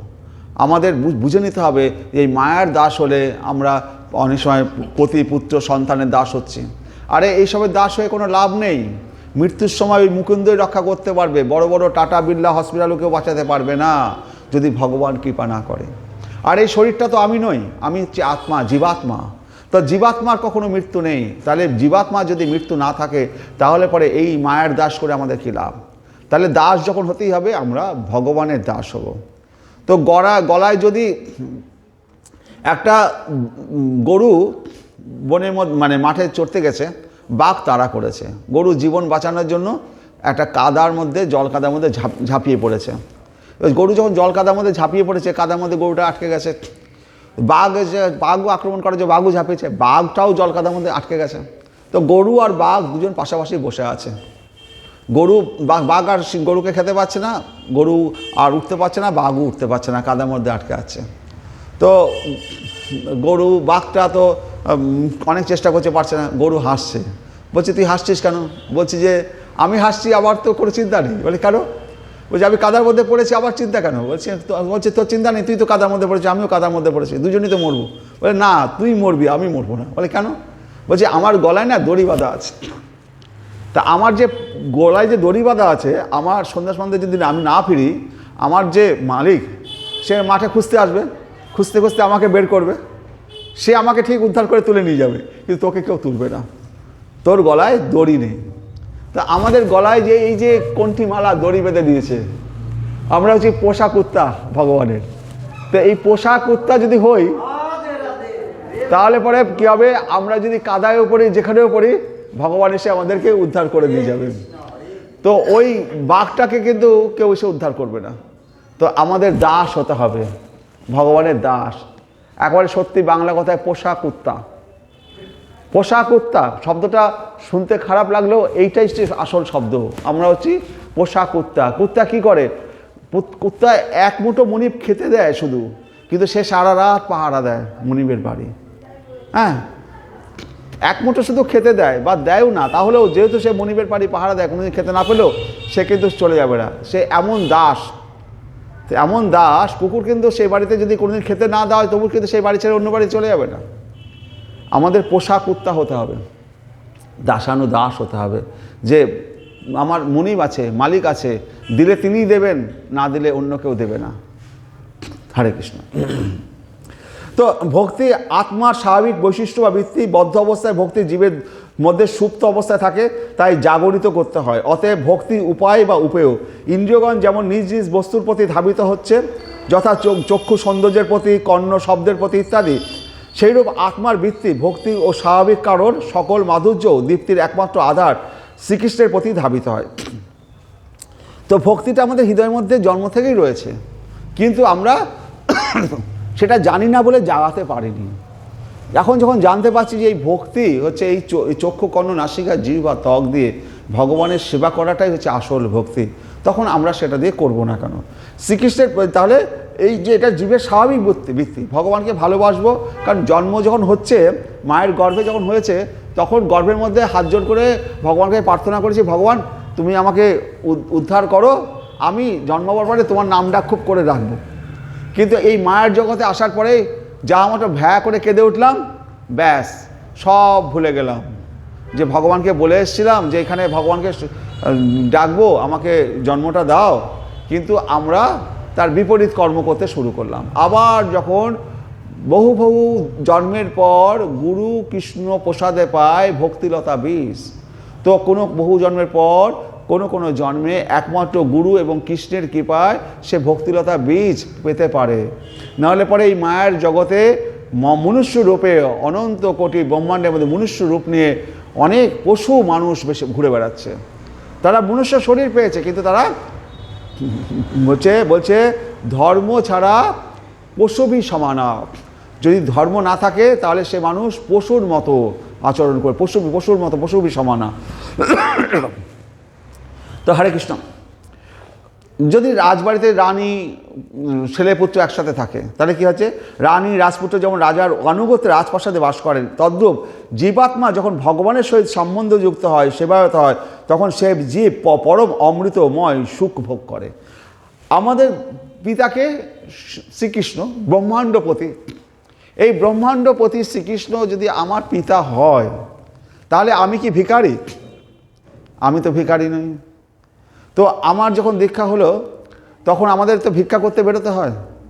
তো যখন ভিক্ষা করতে আমি বেরিয়েছি, যখন তো 10 টাকা 20 টাকা দিচ্ছে না, তখন আমি কাঁদছি। টাকাটাও দিচ্ছে ভিক্ষা, যখন ভিক্ষা দিচ্ছে তখন আমার চোখ দিয়ে জল বেরিয়ে আসছে। তার কারণ আমি তো এখন ভগবানের ব্রহ্মাণ্ডপতি, ভগবানের সন্তান, আমার পিতা ব্রহ্মাণ্ডপতি, আর আমি কিনা ভিক্ষা করে বেড়াচ্ছি। হ্যাঁ, আমি কেনা ভিক্ষা করে বেড়াচ্ছি, কারণ গুরুকে ভিক্ষা অন্নটা দিতে হবে। হ্যাঁ, তো তখন আমার চোখ দিয়ে খালি জল বেরিয়ে আসছে। হ্যাঁ, কারণ কি আমরা কিসের ভিখারি? আমার পিতা যদি ব্রহ্মাণ্ডপতি হয়। হ্যাঁ, কিন্তু গুরুর কাছে আমরা ভিখারি, গুরুর কাছে ভিক্ষা করে নিয়ে গিয়ে গুরুকে দিতে হবে। হ্যাঁ, তার মধ্যে যদিও ভিক্ষার পরে আমি আমার নিজের থেকেও কিছু অর্থ ওনাদের দিলাম। এই কারণে এই সময়ে গুরুকে দেওয়ার একটা সবচেয়ে বড় সুযোগ। গুরুকে দক্ষিণা দিতে হবে না, গুরুকে দক্ষিণা দেওয়ার এটা একটা বড় সুযোগ। তো সেই সুযোগ হাতছাড়া করতে নেই। সারা বছর যতই দিন না কেন, দীক্ষা নেওয়ার সময় যে ভিক্ষাটা গুরুর কাছে দিচ্ছেন, যতটা উঠলো, তার সাথে নিজের কিছু অর্থ দিয়ে গুরুকে দেওয়ার সবচেয়ে বড় সুযোগ সেই সময়। তো সেই সময় যারা ভিক্ষা দিচ্ছে তারাও অনেক কৃপা পাচ্ছে, কারণ কি একজন দীক্ষিত হচ্ছে, তাকে ভিক্ষা দিচ্ছে। তো হরে কৃষ্ণ, আমি আবার নিজে কী করলাম, আমিও আবার অন্যদেরকে নিজের পকেটে টাকা বের করে অন্যদেরকে ভিক্ষা দিতে লাগলাম। সবাই বলছে, তো আমি বলছি হ্যাঁ, কেন আমি দেবো না? আমার পিতা ব্রহ্মাণ্ডপতি ভগবান, সে যদি আমার পিতা হয়, আমি কি ভিখারি নাকি? আমিও ভিখারি নই। আমি ভিক্ষা নিচ্ছি, কিন্তু আমিও ভিখারি নই, তোমরাও নাও। তো এই হচ্ছে ব্যাপার। তো চোখে জল চলে আসবে আপনি একটা বড় লোকের সন্তান হতে পারেন, ধন দৌলত থাকতে পারে, সে যখন রাস্তায় দাঁড়িয়ে শত্রু মিত্র জানছে না দাদা ভিক্ষার জন্য হাত বাড়াচ্ছে, তো এই অবস্থায় সে যদি একটু উপলব্ধি করে যে আমি আজকে ভিখারি, 10 টাকা 20 টাকার জন্য ভিখারি। কেন ভিখারি? আমাকে এই ভিক্ষার ধনে গুরুকে নিবেদন করতে হবে। তাই ভিক্ষার ধনের সেখানে অনেক মূল্য। সে ব্রহ্মাণ্ডপতি ভগবান শ্রীকৃষ্ণও তার গুরুকে দীক্ষা দিয়েছিলেন। শ্রীকৃষ্ণও যখন তার গুরুর কাছে দীক্ষা পড়াশোনা করেছেন, তাকে গুরুদেবকে দীক্ষা দিয়েছেন। তো দীক্ষাটা আমাদের গুরুদেবকে দীক্ষা দিতে হয়, তার জন্য ভিক্ষা করে দিতে হয়। তো ভিক্ষা করার অর্থ হচ্ছে আমাদের হৃদয়ের মধ্যে যত অহংকার, যত কিছু আছে, সেগুলো সব গলে জল হয়ে যায়। যত কিছু অহংকার, বাধা বিঘ্ন আছে, শরীরে অনেক গাঁট আছে, যখন আমরা ভিক্ষা করতে বেরোবো তখন সমস্ত কিছু জলে। তো মহাপ্রভু সন্ন্যাস নিলেন কেন? মহাপ্রভু সন্ন্যাস নেওয়ার আগে মহাপ্রভু কি করতেন? মহাপ্রভু কখনো কখনো মাঠের দিকে তাকিয়ে রাধে, ললিতে, বিশাখে গোপীদের নাম ধরে ডাকছেন মহাপ্রভু। তো মহাপ্রভুর যারা ওখানে রয়েছে তারা বলছে, তুমি কি বলছো গো? তুমি কৃষ্ণ নাম ছেড়ে এই সমস্ত গোপীদের নাম ধরে ধরে ডাকছো। তারা তো বুঝতে পারছে না। তারপরে মহাপ্রভুর সাথে তাদের সাথে কলহ যুক্ত হয়ে যাচ্ছে, অনেক সময়। তো মহাপ্রভু দেখলেন আমি তো ভগবান, আমার সাথে যদি কলহে যুক্ত হয় এরা তো মহাপাপে ডুবে মরবে। কিন্তু আমি যদি সন্ন্যাসী হই তাহলে সকলেই আমাকে প্রণাম করবে, তাহলে পরে এরা এদের পাপ হবে না। তো আমি যদি সন্ন্যাসী হই তখন তো সন্ন্যাসী, সে তো ভিখারি। আর সন্ন্যাসী হয়ে যখন আপনার শত্রুর বাড়িতে যখন যাবেন, শত্রু তখন ঘর থেকে লাফ দিয়ে নেমে আসবে, তুই আমার বাড়িতে ভিক্ষা নিতে এসছিস, তোর সাথে আমি এতদিন মারামারি করছি আর তুই ভিক্ষা করতে এসছিস। সেই শত্রু কেঁদে ফেলবে, নে তুই কত ভিক্ষা চাস। তখন সেই শত্রুরও জয় হবে, তোরও জয় হবে। তো ভিখারি যে, তার কখনো শত্রু থাকতে পারে না। যে সন্ন্যাসী, তার কখনো শত্রু থাকতে পারে না, সে তো ভিখারি, তার আবার শত্রু কি? তার তো নিজের কিছুই নেই, তার সাথে শত্রুতা করে কী লাভ? একজন ভিখারিকে মেরে তার অর্থ আপনি কাটতে যাবেন? একজন ভিখারিকে আপনি মেরে তার অর্থ কাটতে যাবেন? কখনোই না, ও তো ভিখারি, ওর কাছ থেকে। তো একজন ভিখারির কোনো শত্রু থাকতে পারে না, একজন সন্ন্যাসীর কোনো শত্রু থাকতে পারে না। তো আমাদেরকে এই যে অহংকারের যে শরীরটা, যে বেড়া জালটা নিয়ে বয়ে বেড়াচ্ছে, এই অহংকার শূন্য না হলে পরে ভগবানের কাছের দিকে যাওয়া যায় না। হরে কৃষ্ণ। তাহলে মানুষ যেমন খাদ্য গ্রহণকালে পুষ্টি এবং ক্ষুণ্ণবৃত্তি উপলব্ধি করে, তেমনি ভক্তি পথ অবলম্বনকারী একই কালে শ্রীকৃষ্ণের আসক্তি, নিজ স্বরূপ, ভগবৎ স্বরূপ, মায়ার স্বরূপ ও তাদের পরস্পর সম্বন্ধ উপলব্ধি করে। দিতে হবে না, উপলব্ধি করে। পার্থিব বস্তুর প্রতি অনাসক্তি, এই তিনই একই সঙ্গে হয়ে যায়। ভক্তি বিনা জ্ঞান অজগল স্তনবৎ। ভক্তি বিনা জ্ঞান হচ্ছে অজগল স্তনবৎ। অজগল স্তনবৎ মানে কি? আপনার ছাগলের গলায় ইয়ে দেখেছেন, কী বলে, একটা স্তনের মতো ঝোলে, ঘন্টার মতো ছাগলের, ওটা দিয়ে তো দুধ বেরোয় না, তো ওটা হচ্ছে অজগল স্তনবৎ। তো ভক্তি ছাড়া জ্ঞান হচ্ছে ওই অজগল স্তনবৎ, ওই ছাগলের গলার ওই দুটো ঝোলে, অজগল স্তনবৎ, ওর দ্বারা ওখান দিয়ে কোনো দুধ বেরোবে না। আর কি বলছে, আমরা যখন খাবারটা খাই তখন কি করে আমরা কি জানি খাবারটা পেটের মধ্যে হজম হবে কিনা? সেই হজম থেকে যে রসটা হবে সেই সারা শরীরে, আমাদের শরীরে কীভাবে যাবে আমরা কি জানি? তো ভক্তি করলে পরে তাহলে আপনা আপনি ভগবানের প্রতি, কৃষ্ণের প্রতি আসক্তি, তার স্বরূপ, ভগবৎ স্বরূপ, মায়ার স্বরূপ ও তাদের পরস্পর সম্বন্ধ সব কিছু আপনা আপনি উপলব্ধি হবে। খাবারটা খেলে পরে এখন কাউকে দিতে হবে না। হরে কৃষ্ণ, হরে কৃষ্ণ, হরে কৃষ্ণ, হরে কৃষ্ণ। আপনি কাউকে দিতে হবে না, আপনি রাখুন। হরে কৃষ্ণ, হরে কৃষ্ণ।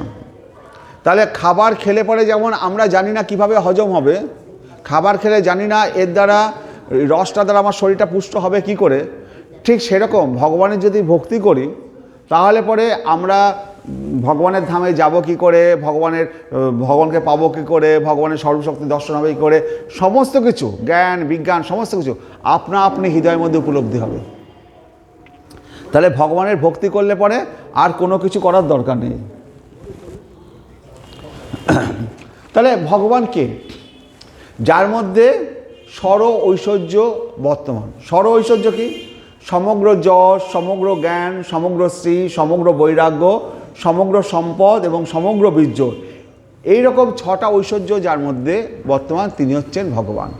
ভগবান, যার মধ্যে এই ভগগুলো অবস্থান করছে।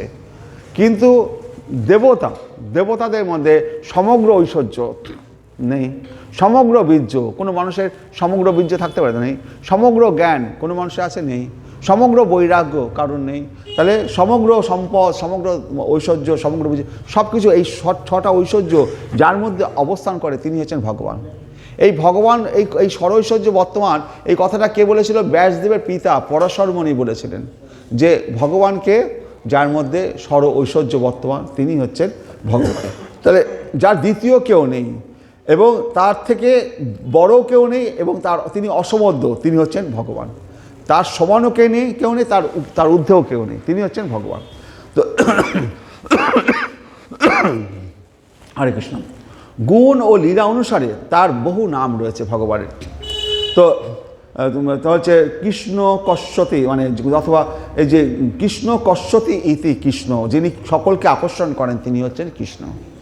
তাহলে ভগবান যিনি সকলকে আকর্ষণ করেন তিনি শ্রীকৃষ্ণ, যিনি সকল আনন্দ দান করেন তিনি শ্রীরাম, যিনি সমস্ত জীবের আশ্রয় তিনি শ্রী নারায়ণ, যিনি সমস্ত জড়জগৎ এবং সৃষ্টির কর্তা তিনি হচ্ছেন বিষ্ণু। তাহলে তাহলে ভগবান সম্বন্ধে অনেক কথা বলা হয়েছে, যে ভগবানের যিনি সকলকে আকর্ষণ করেন, সবাইকে আকর্ষণ করেন নিজের মধ্যে, তিনি হচ্ছেন শ্রীকৃষ্ণ। আর সকলকে যিনি আনন্দ করেন দেন, তিনি হচ্ছেন শ্রীরাম। হরে কৃষ্ণ কৃষ্ণ কৃষ্ণ হরে হরে, হরে রাম রাম রাম হরে হরে। এই যে হরে রাম বলা হচ্ছে, এই রাম শব্দ মানে যিনি আনন্দ প্রদান করেন, কৃষ্ণই রাম, কৃষ্ণই সকলকে আনন্দ প্রদান করেন। এখানে কেউ যদি রাম বলতে লক্ষণের দাদা রাম ভাবে, তাতেও কোনো অসুবিধা নেই। রাম শব্দটাই মানে হচ্ছে আনন্দ প্রদান করা। হরে কৃষ্ণ কৃষ্ণ কৃষ্ণ হরে হরে, হরে রাম রাম। আর শ্রী নারায়ণ, এই নারায়ণ হচ্ছে আমাদের সমস্ত জীবেরকে যিনি আশ্রয় প্রদান করেছে নারায়ণ, আর যিনি সমস্ত জড়জগৎ সৃষ্টি করছে তিনি হচ্ছে শ্রীবিষ্ণু। তাহলে এইটার সম্বন্ধে পরিষ্কার যে ধারণা, অনেকে ভাবে বিষ্ণু বড় না কৃষ্ণ বড়, অনেকে ভাবে বিষ্ণু অনেক বড়, কৃষ্ণ তারপরে, কিন্তু তা নয়। ভগবান শ্রীকৃষ্ণ মানে বৃন্দাবনের যে শ্রীকৃষ্ণ, দ্বিভুজ মুরুধাই শ্যামসুন্দর শ্রীকৃষ্ণ, তার প্রথম প্রকাশ হচ্ছে বলরাম। প্রথম প্রকাশ বলরাম। বলরাম থেকে শঙ্কর্ষণ, বাসুদেব, শঙ্কর্ষণ, প্রদ্যুম্ন, অনিরুদ্ধ। আবার এই শঙ্কর্ষণ থেকে মহাবিষ্ণু। এই মহাবিষ্ণুই কারণদশায়ী বিষ্ণু, গর্ভদশায়ী বিষ্ণু, ক্ষীরদশায়ী বিষ্ণু, তিনজন বিষ্ণু। তাই এখান থেকেই নারায়ণের সৃষ্টি হচ্ছে। তাহলে প্রথমে শ্রীকৃষ্ণ, তারপর বলরাম, তারপর শঙ্কর্ষণ, তারপরে এই সমস্ত বিষ্ণুগুলো। এই যে বিষ্ণুর কথা বলছি, নারায়ণের কথা বলছি, এরা হচ্ছে পরে অনেক সময়। প্রথমে যে শ্রীকৃষ্ণ, তার প্রথম প্রকাশ বলরাম। এই বলরাম থেকে সমস্ত সৃষ্টির জগৎ তৈরি হচ্ছে। আবার এই বলরাম কী করছেন, ভগবানের সমস্ত সেবার কার্য ভগবানের করছেন। ভগবানের যে পালঙ্কটা, তিনি বলরাম হচ্ছেন।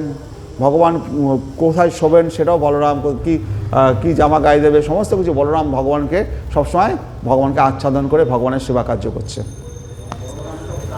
হ্যাঁ হ্যাঁ, শঙ্কর্ষণ। এবং তিনি হচ্ছে ভগবানের প্রথম প্রকাশ। আর তারপরে যত কিছু আছে বিষ্ণু থেকে শুরু করে, কারণদেশ বিষ্ণু, গর্ভদশায়ী বিষ্ণু, ক্ষীরদশায়ী বিষ্ণু, নারায়ণ আদি সমস্ত। যেমন নারায়ণ থাকে বৈকুণ্ঠে। নারায়ণ কোথা থেকে? বৈকুণ্ঠে। তার 60টা গুণ। আর শ্রীকৃষ্ণ হচ্ছে বৃন্দাবনে, তার 64 গুণ। তার হচ্ছে 64 গুণ। তার যে বেণুমাধুরী, রূপমাধুরী, হ্যাঁ, 4টে মাধুরী আছে, যেটা নারায়ণে নেই। যে কারণে বৃন্দাবনের শ্রীকৃষ্ণকে পাওয়ার জন্য নারায়ণের পদসেবা করছেন যে লক্ষ্মীদেবী, সেই পদসেবা ছেড়ে সে বৃন্দাবনে রাসলীলায় অংশগ্রহণ করার জন্য ছুটছে। তাহলে যদি নারায়ণের যদি 4টে গুণ থাকতো, সেই লক্ষ্মীদেবী ওই বেলবনে এখনও তপস্যা করতেন না।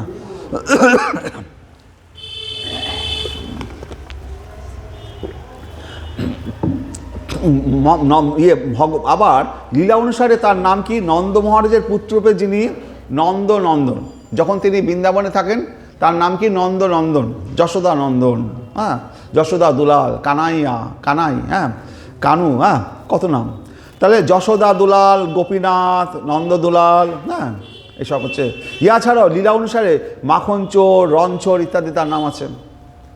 ভগবানের গুণ অসীম, সীমাহীন, তাই তার নামও অনন্ত। আবার ভগবানের লীলাও অন্তহীন, তাই তার নামও অনন্ত। কৃষ্ণ সমস্ত লোকে এক অদ্বিতীয় পরম পুরুষ, এবং স্বয়ং ভগবান শ্রীকৃষ্ণ দাপর যুগে এসে লীলাবিলাস করেছে। নন্দন রূপে, ব্রজবিলাস রূপে, রাস ও রাশি রূপে তিনি লীলা করেছেন। ইহা ভগবানের বৃন্দাবন লীলার বৈশিষ্ট্য। ত্রেতা যুগে রামচন্দ্র সাধনার বিষয় ছিল। ত্রেতা যুগে যখন রামচন্দ্র ছিলেন, তখন মানুষ কি সাধনা করতো? যজ্ঞ করত। যজ্ঞ করে না, এখন দুর্গাপুজোর সময় দেখেন না যজ্ঞ করছে। তো এই যজ্ঞ করতে গেলে কী হয়, আপনার যে সমস্ত যজমান থাকে, মানে যে পুরোহিতরা থাকে, যজ্ঞে ঘি দিচ্ছে, তো এবং যজ্ঞে পশু বলি পর্যন্ত সেই যুগে ইয়ে ছিল, তখনকার দিনে যজ্ঞ ছিল। তো এই যজ্ঞে পশু বলিটা সম্বন্ধে কি বলা হয়েছে? ওই সময় যে পশু বলি যজ্ঞের সময় দেওয়া হতো, যে সমস্ত পশুগুলো বৃদ্ধ হয়ে গেছে তাদেরকে বলি দেওয়া হতো। বলি দিয়ে তাদেরকে আবার পুনর্জাগরিত করা হতো, তাদেরকে আবার জীবন দিয়ে মানে ইয়াং পশু তৈরি করা হতো। তার অল্প বয়স মানে মানে ইয়াং মানে শব্দকে মানে নবযৌবন সম্পন্ন পশু, যে বৃদ্ধ পশু থেকে নবযৌবন সম্পন্ন পশু তারা করতেন, মানে বলিটা দিতেন। কেন বলি দিতেন? তাদের যজ্ঞটা সম্পূর্ণ হয়েছে কিনা সেটা পরীক্ষা করার জন্য। তারা ওই যজ্ঞে বলি দিতেন বলে সেই যজ্ঞের মাংস খাবেন তার জন্য নয়, তারা যজ্ঞের বলি দিতেন সেই তাদের যজ্ঞের, তাদের মন্ত্রের শক্তি পরীক্ষা করার জন্য। তো এই যুগে, এই কলিযুগে সেই যজমান নেই, সেই মন্ত্র পড়ার মতো, উচ্চারণ করার মতো সেই ক্ষমতা এই যুগে নেই, আর সেই সমস্ত মন্ত্র হারিয়ে গেছে। তো সেই কারণে এই যুগে যারা এই বলি প্রথা করছে, তারা কাকে বলি দিচ্ছে? নিজেদেরকেই বলি দিচ্ছে। ওই পশু বলি হচ্ছে না, ওই পশুগুলো উপরে গিয়ে অপেক্ষা করবে, তুই আসবি, তোকে আমি আবার বলি দেবো। তো আমরা যে অন্য পশুকে হত্যা করছি, ওই হত্যাটা নিজেদেরকে হত্যা করা হচ্ছে, সেটা মানুষ বুঝতে পারছে না। যখন বুঝবে তখন কোনোদিন আর মাছ মাংস হবে না। আমাদের মানে দোষটা হচ্ছে এটাই, আমাদের পূর্বপুরুষেরা এই জ্ঞানগুলো আমাদেরকে দিয়ে যায়নি। ছোটোবেলা থেকে আমাদের যদি এই জ্ঞানটা আমরা পেতাম, তাহলে পরে আমাদের মা বাবা যদি আমাদের না খাওয়াতো, আমরা খেতাম নাকি? ছোটোবেলা থেকে যদি আমাদের জন্মটা যদি এখন সাধুর ঘরে হতো, সে সাধুর ঘরে সাধুর নিয়মে চলতাম। আমার মনে আছে আমাদের বাড়িতে আগে কোনোদিন ধনে পাতা খাওয়া হতো না। আমার এক দিদির বিয়ে হয়েছিল, তো তাদের বাড়িতে গেছি, ওরা সব কিছুতে ধনে পাতা। আমাদের বাড়িতে তখন কোনোদিন ধনে পাতা খাওয়া হতো না। তো এক দিদি বিয়ে হয়েছে, সেই বাড়িতে সবসময় সব কিছু ধনে পাতা, মাছ রান্না করবে ধনে পাতা, ট্যাংরা মাছকে ধনে পাতা, সব কিছুর মধ্যে ধনে পাতা। তখন আমি ধনে পাতার গন্ধ সহ্য করতে পারতাম না, এখন তো রাশি ধনে পাতা খাচ্ছি। তো যে পরিবেশে বড় হয়েছে না, তখন আমার খুব কষ্ট হতো, আরে সব কিছুর মধ্যে ধনে পাতা, মানে কষ্টকর খাবার। তো যে পরিবেশে বড় হয়েছে, তা সেই পরিবেশে, তা আমরা আমাদের যে মানে পূর্বপুরুষেরা ছিলেন, তারা এই নদিয়ার মহাপ্রভুর তারা শরণাগত হতে পারেনি, তারা বৈষ্ণব হতে পারেনি, যার ফলশ্রুতি এই মাছ মাংসের লোভ তারা ছাড়তে পারেনি বলে আজকে আমাদের মধ্যে এই ক্রিয়াটা রয়ে গেছে। এবং এটা অনেকে এই নিয়ে অনেক তর্ক বিতর্ক হয়, মাছ মাংস কেন খাবো না, হ্যাঁ আমার আত্মা যদি চায়। আরে আত্মা চায় না, তোর মন চাইছে, মন আর আত্মাটা এক নয়। হ্যাঁ, তোর লোভ চাইছে, তোর লালসা চাইছে। হ্যাঁ, এইটাই হচ্ছে ব্যাপার। তুই সনাতন কাকে বলবি? যখন তুই একটা পশুকে হত্যা করতেও কষ্ট হবে, তাহলেই তুই সনাতন হিন্দু। তো সেদিকে একটা মুসলমান সে বলছে যে হিন্দুরা এরা একটা পশুকে হত্যা করতে ভয় পায়, এদের মতো ভালো লোক হতে পারে না। একটা মুসলমান হয়ে সে বলছে একটা পশুকেও এরা হত্যা করতে চায় না, এরা এই জন্য এরা সনাতন। হ্যাঁ, তো এরা কেন মারামারি করবে? হ্যাঁ, আমাদের মধ্যেই সবচেয়ে বেশি দোষ। মুসলমান হয়ে সে এই কথাগুলো বলছে। তো একজন সনাতন কোনো পশু পাখিকে একটা, আমরা অনেক সময় পিঁপড়ে মারছি, মাছি মারছি, মশা মারছি, বাধ্য হয়ে মারছি, কিন্তু আমরা একটা পশুকে মারার পর একটু চিন্তা করি আর কি মেরে ফেললাম। হ্যাঁ, সেখানে আমরা একটা পশুকে হত্যা করে দিব্যি আমরা রোববারের দিন দেখবেন মাংসের দোকানে লাইন পড়ে গেছে। তো এই অবস্থার মধ্যে এই কলিযুগে আমরা বাস করছি। আর এই কলিযুগে সমস্ত তীর্থস্থানে দেখবেন মানে অধর্ম লোকেরা এখন তীর্থস্থানে বেশি যাচ্ছে। অধর্ম যারা ধর্ম নেই, ভক্তি নেই, তারা নিজেদেরকে বহিঃপ্রকাশ করার জন্য আমি খুব বড় ভক্ত, তো এই প্রকাশ করার জন্য তারা বিভিন্ন তীর্থস্থানে যাচ্ছে, বিভিন্ন স্থানে গিয়ে তারা নোংরামি করে আসছে, এবং তীর্থস্থানগুলো নোংরা করার ফলে আস্তে আস্তে তীর্থস্থানগুলো বিলুপ্ত হয়ে যাচ্ছে। যার ফলশ্রুতি আপনি দেখলেন না কয়েক বছর আগে আমাদের কত বন্যা বর্ষায় কত হিমালয় পাহাড়ে সমস্ত তীর্থস্থানগুলো ভেঙে চুরে ধ্বংস হয়ে যাচ্ছে। এরা গিয়ে সেই সব জায়গায় নোংরা করছে।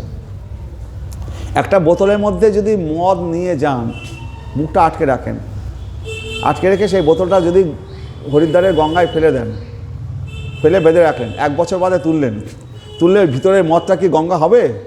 ও তো মুখ বন্ধ রয়েছে। যতই ওকে গঙ্গা স্নান করানো হোক না কেন, বোতলের মুখ যতক্ষণ না খুলে গঙ্গার মধ্যে প্রবেশ ঢালা হচ্ছে ততক্ষণ ও শুদ্ধ হবে না। এরা ভিতরে একেবারে গলা ভর্তি মদ ভরে নিয়ে যাচ্ছে সমস্ত তীর্থস্থানে। হ্যাঁ, এরা উপর করে কখনো নিজেকে ঢালছে না, ও যেমন যাচ্ছে তেমনই ফেরত আসছে, যতই গঙ্গা স্নান করুক না কেন। হ্যাঁ, যতই গঙ্গা স্নান করুক আর যতই তীর্থস্থান করুক, যেমন যাচ্ছে তেমনই ফিরে আসছে, কিন্তু মাঝখান দিয়ে তীর্থস্থানগুলোকে অপবিত্র করে দিচ্ছে।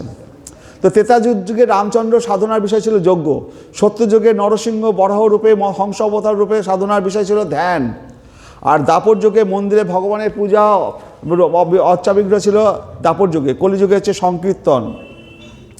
তা তাহলে আমাদের এই কলিযুগে আছে কি, এই অর্চা বিগ্রহের সামনে পূজা করা আর সংকীর্তন, সংকীর্তন প্রায়ই যজন্তি সুমেধস। তো আমাদের যজ্ঞ করতেই হবে। যজ্ঞটা কি? সংকীর্তন যজ্ঞ।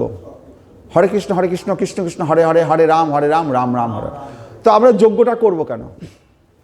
যজ্ঞটা আমাদের করার কি দরকার আছে? যজ্ঞটা না করলেই তো চলে। তো যজ্ঞটা করব কেন? আমরা এই যে দেবতারা রয়েছে, বরুণ দেবতা, এই যে শীতকালে শীত এসছে, গরমকালে গরম হচ্ছে, তারপরে গরমকালে আম হয়, হ্যাঁ, কাঁঠালের সময় কাঁঠাল হয়, এই যে ফলমূল আমরা যে সুখ স্বাচ্ছন্দ্যে ভোগ করছি, তো আমরা যজ্ঞে যে আহুতিটা দিচ্ছি সেই যজ্ঞের ফল দেবতারা পাচ্ছে। আপনার বাড়িতে ইলেকট্রিক কারেন্ট আসে, যদি আপনি 3 মাস বা 6 মাস ইলেকট্রিক বিল না দেন, কারেন্ট আসবে? হ্যাঁ, লাইন কেটে দেবে। তো আমাদের ইলেকট্রিক বিল দিতে হবে।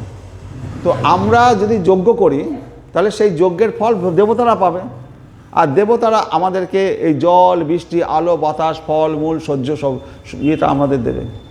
তো সূর্য যখন আলো দেবে, সূর্য কি ও ও আমাকে ভজে না বলে দেবে না? ও ভজে না, ওকে আলো দেবো ওকে আলো দেবো না, তা তো করবে না। যখন বৃষ্টি হবে তখন সবাই পাবে। তো এই ঋষিরা সাধুরা যে যজ্ঞ করে, তার জন্যই আজকে আমরা এই সুখে আছি। এই ঋষিরা আমাদের হিমালয় পাহাড়ে যে সাধুরা এই যে তপস্যা করছে, হ্যাঁ, তারা যে যজ্ঞ করছে, সবসময় যজ্ঞ হচ্ছে, এর দ্বারা দেবতারা তুষ্ট হচ্ছে বলেই আজকে এই জল বৃষ্টি আলো বাতাস এত সুস্বাদু খাবার ইলেকট্রিক বিল তারা পেমেন্ট করছে। কিন্তু আমরা পেমেন্ট করতে না করলে কি হবে? আমরা তো পাপী হয়ে থাকবো না। প্রত্যেকের কর্মফল পেমেন্ট করতেই হবে। তো সেই কারণে আমাদের এই কলিযুগে আমরা হরে কৃষ্ণ নাম, হরে কৃষ্ণ কৃষ্ণ কৃষ্ণ হরে হরে, হরে রাম রাম রাম হরে হরে, এইটা হচ্ছে যজ্ঞ। সংকীর্তন প্রায়ই যজন্তি সুমেধস, এই সংকীর্তন যজ্ঞ আমাদের করতে হতে হবে। সত্যযুগে ধ্যানের পন্থা ছিল অত্যন্ত কঠিন। বুকের উপর ধ্যানের মাধ্যমে ঈশ্বর দর্শন ভাব করতে, কখনো এক পায়ে দাঁড়িয়ে থাকতো সত্যযুগে ধ্যানে। ত্রেতা যুগে আরও একটু সহজ পদ্ধতি হলো, সেটা হলো যজ্ঞ। যজ্ঞে সমস্ত কিছু অর্পণ করতে হতো। যজ্ঞ সফল হইল কিনা, যজ্ঞাগ্নি থেকে ভগবান প্রকট হন, এবং যজ্ঞ করলে সেখানে ভগবান প্রকট হন। যখন দক্ষ যজ্ঞ হলো, দক্ষ যজ্ঞর সময় কি হলো? তো সেখানে তো শিবের যজ্ঞ ফল প্রদান, যজ্ঞকে প্রদান করা হয়েছিল না। সতী এসে যখন দেখলো যে শিবের যজ্ঞ ভাগ দেওয়া হয়নি, সতী তখন পিতার সাথে ঝগড়া করলো, এই শিব ছাড়া তুমি যে যজ্ঞ করছো, শিবকে আমার পতিকে নিমন্ত্রণ করনি।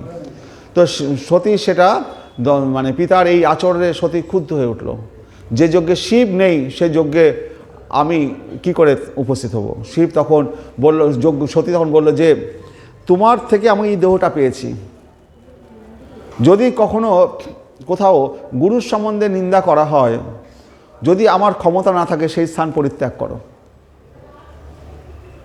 নাহলে কানে আঙুল দিয়ে সেখান থেকে চলে আসো, আর যদি ক্ষমতা থাকে তার জিহ্বা কেটে ফেলো, তার জন্য যদি মৃত্যু হয় হোক। তো কিন্তু এই যুগে আমরা তা বলবো না যে কারোর জিহ্বা কাটো। তো সেই স্থান থেকে যদি ক্ষমতা না থাকে, প্রতিবাদ না করে সেই স্থানে কানে আঙুল দিয়ে চলে আসো। সতী বললেন, দেখো পিতা, তোমার থেকে এই দেহটা পেয়েছি। শিব আমাকে দাক্ষায়ণী বলে ডাকে, দক্ষের কন্যা।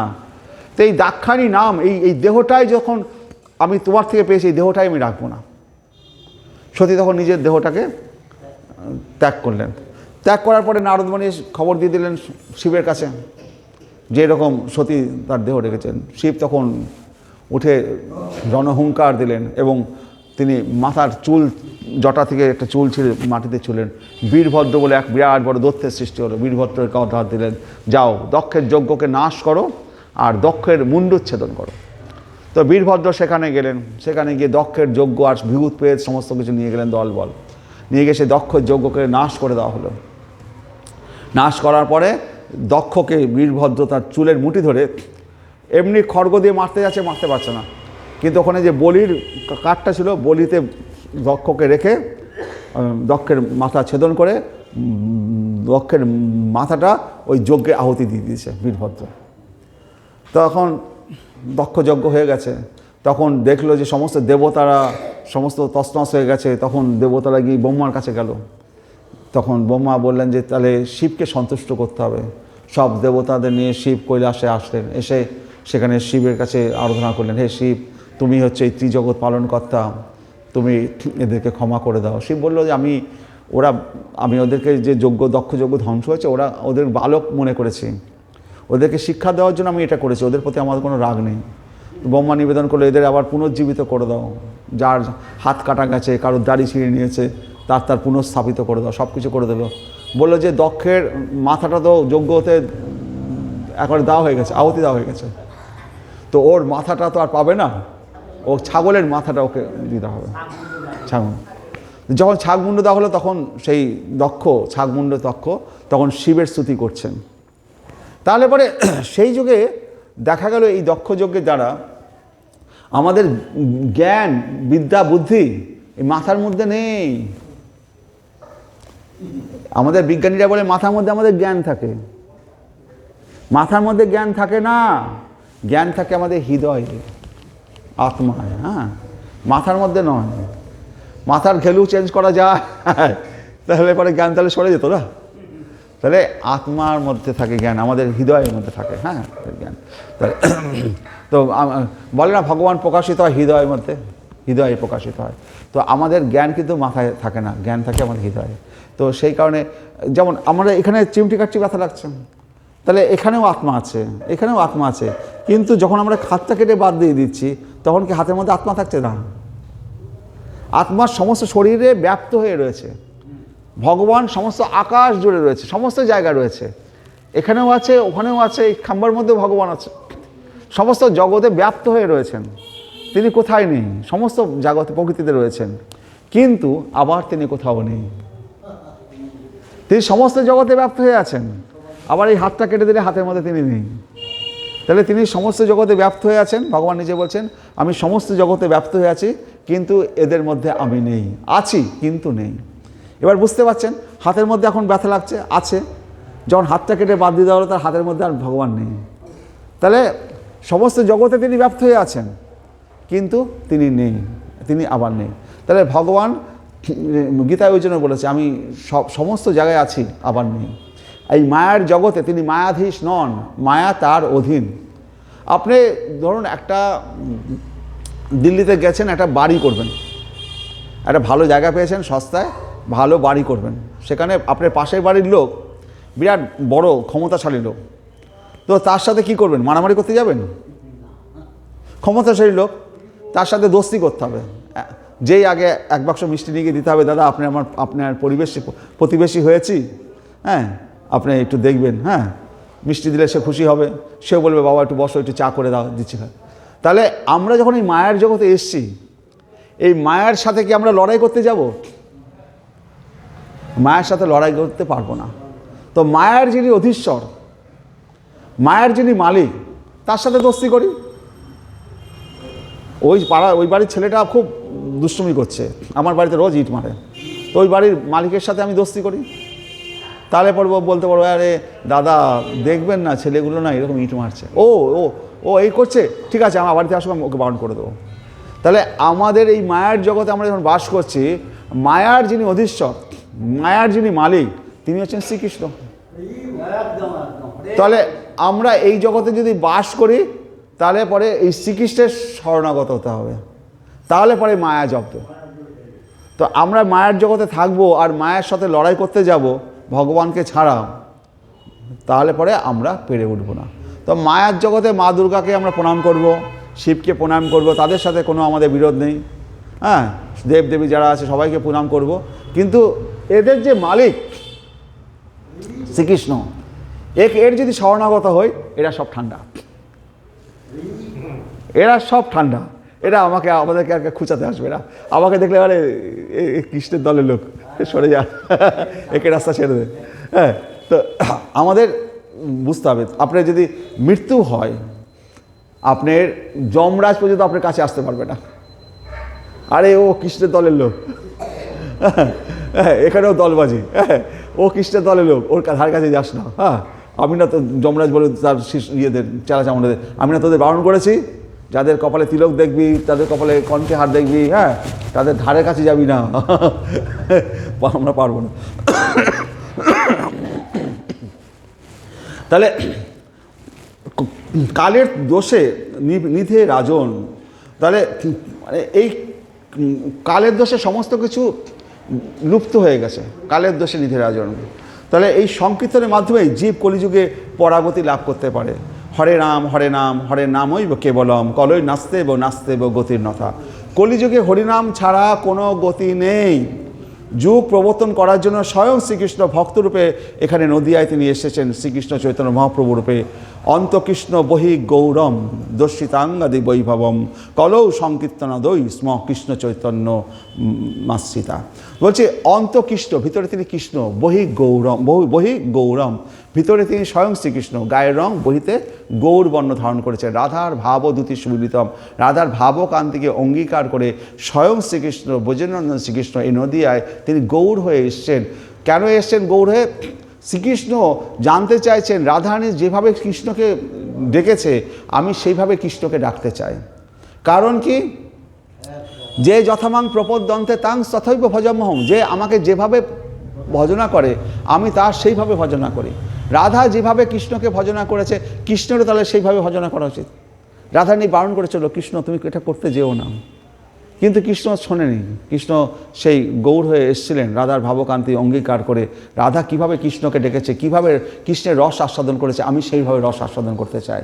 কিন্তু রস আস্বাদন করতে গিয়ে মানে মহাপ্রভুকে কত রকম মানে অবস্থার মধ্যে পড়তে হচ্ছে। কখনো কুর্মাকৃতি, কখনো দেহের অঙ্গ প্রত্যঙ্গগুলো হাত পা ছড়ে যাচ্ছে, কখনো চোখ দিয়ে অশ্রু ধারার মতো বৃষ্টির মতো জল ছুটছে। মহাপ্রভু কখনো মানে হাত পায়ে যে লোমকূপগুলো ডমুরের মতো ফুলে ফুলে উঠছে। তো তার অঙ্গের এই সমস্ত ইয়েগুলো হচ্ছে, যেটা রাধারানীর শরীরে হয়নি। রাধারানী সেইগুলোকে তিনি কন্ট্রোল করতে পেরেছিলেন। রাধার শক্তি তাহলে কৃষ্ণের থেকেও বেশি ছিল।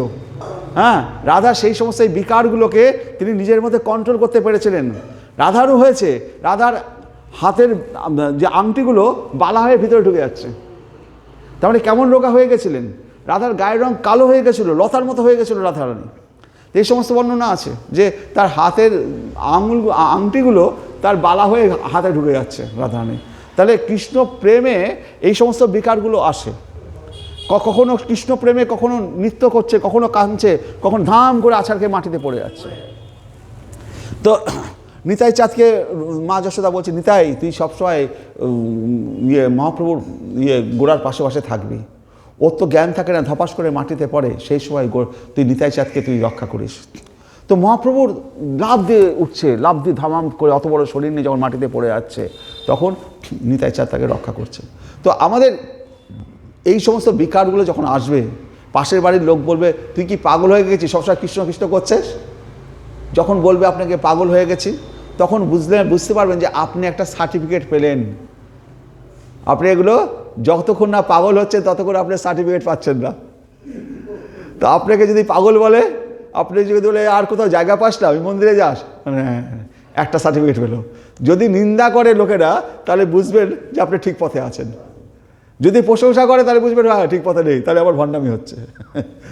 তো নবদ্বীপে একবার কি হলো যে এই 100-200 বছর আগে যখন কৃষ্ণচন্দ্র রাজা ছিলেন আমাদের নদিয়ায়, কৃষ্ণগড়ের রাজা কৃষ্ণচন্দ্র রাজা, তো সেই সময় নবদ্বীপের পণ্ডিতের সাথে কৃষ্ণচন্দ্র রাজা কথোপকথন হয়েছিল যে মহাপ্রভু স্বয়ং ভগবান কিনা।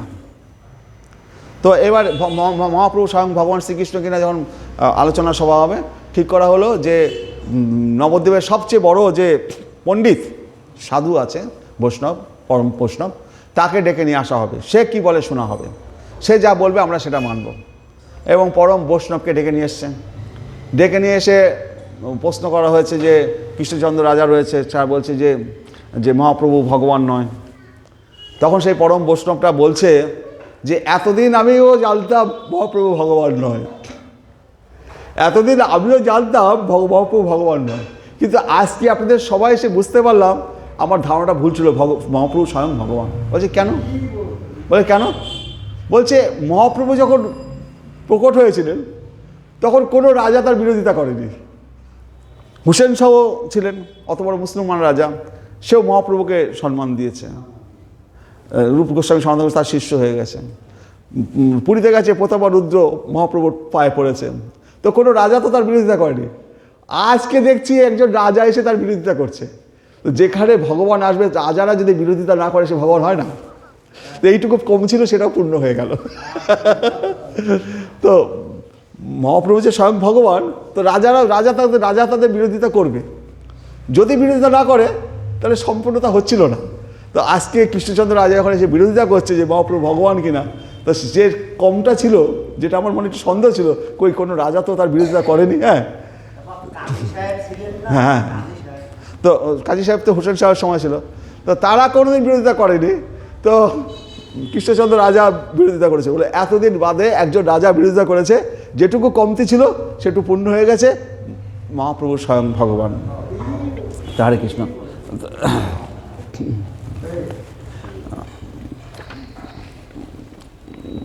আমরা যে যখন যজ্ঞ করি, যজ্ঞ করার সময় যে ফলটা, যজ্ঞের কাঠটা, যা কিছু যজ্ঞতে ভূমিতে নিবেদন করি, সবই তো ভগবানের অংশ।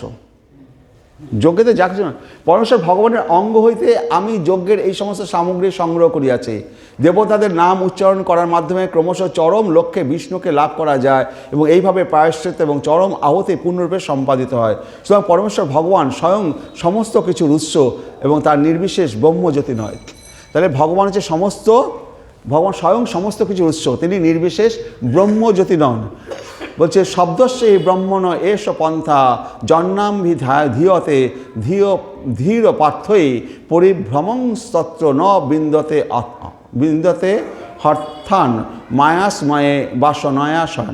বৈদিক ধ্বনির দ্বারা প্রদর্শিত পথ এতই মোহময়ী যে মানুষের বুদ্ধি স্বর্গ আদি অর্থহীন বিষয়ে ধাবিত হয়। বদ্ধ জীব স্বর্গলোকে অলিক সুখভোগের স্বপ্নে আবিষ্ট হয়, কিন্তু প্রকৃতপক্ষে এই সমস্ত স্থানে সে কোনো রকম প্রকৃত সুখ আস্বাদন করতে পারে না। তা আমরা স্বর্গে যাব, হ্যাঁ, বাবা মা মারা গেলে স্বর্গে গেছে, মা স্বর্গে গেছে। আরে তুই কি জানিস সে স্বর্গে গেছে গিয়ে কোথায় গেছে? বলছি স্বর্গে গেছে। আর স্বর্গে গেলেই বা কী হবে? স্বর্গে গেলেও তো সেই স্বর্গ তো ক্ষণিকের জন্য, আপনার পুণ্য শেষ হয়ে যাবে, আবার নরকে এই পৃথিবীতে এসে জন্মগ্রহণ করতে হবে। স্বর্গে যদি আপনি পুণ্য করেন তাহলে পর স্বর্গে যাবেন, গিয়ে সেখানে পুণ্য যতক্ষণ থাকবে স্বর্গে যাবেন, পুণ্য ভোগ করবেন, ভালো ভালো শোক ঐশ্বর্য সমস্ত কিছু ভোগ করবেন। আবার যেই পুণ্য শেষ হয়ে গেল আবার এই পৃথিবীতে জন্মগ্রহণ করতে হবে।